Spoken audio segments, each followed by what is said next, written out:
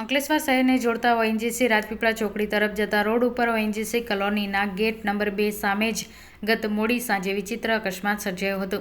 રાત્રિના એક પરિવાર કારમાં નીકળ્યું હતું, જેમાં કાર ચાલક એવા પરિવારના મોભીએ કારના સ્ટેરિંગ ઉપર કાબુ ગુમાવતા કાર ડિવાઈડર સાથે જઈ ભટકાઈ હતી અને કાર પલટી મારી ઉલટી થઈ જવા પામી હતી.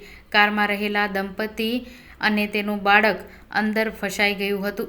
જો કે સ્થાનિક લોકો દોડી આવ્યા હતા અને દંપતીને કારમાંથી પ્રથમ સહી સલામત બહાર કાઢી લીધી હતા અને જે બાદ કારને સીધી કરી હતી. દંપતી અને તેના બાળકને સામાન્ય ઈજા સાથે આ બાદ બચાવ થયો હતો. ઘટનાના પગલે હળવો ટ્રાફિક સર્જાયો હતો.